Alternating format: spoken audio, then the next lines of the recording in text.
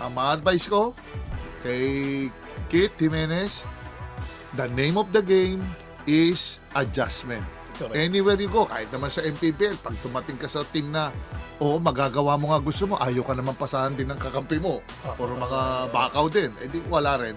I mean, it's a never-ending adjustment. Kung if you wanna survive sa PBA, kailangan mag-adjust ka.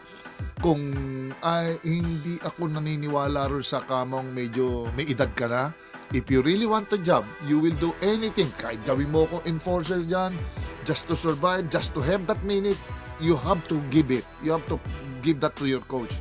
Kung as a pro, bayad ka, binayaran ka ng maayos na pera. Pag sinabing, umupo ka dyan, ito gawin mo, habulin mo, 5 fouls mo, pakawalan mo. O gusto ko lang sa'yo, ganito, habang nagpapahinga si CJ Perez, ganito, o si Jericho Cruz, o si Teres, o what, gawin mo. Kasi as a pro, you're not in a position to make demands, bago ka, you're not in a position na parang hindi ka susunod sa sistema because everyone's following the system.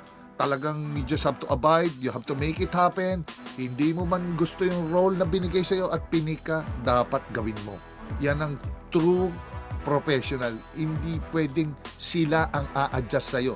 Because pag sila ang uma-adjust sa'yo, it will be unfair sa ibang players na uma-adjust sa sistema. Yun ang basa ko doon. Katulad yan, pare, ito pahabol na mabilis. Oh. San Miguel, they will dump the ball to Junmar. Paano? Pag dinobol niya, pinasyo, mabilis ka. Correct. Catch and shoot yun. Catch and shoot yun. Pwede ka ba naman ni-reverse? Oo. Ni Junmar, dinobol. Alam ko Pinasa kay CJ. Hindi nakatira. Pinasa kay Jericho Cruz.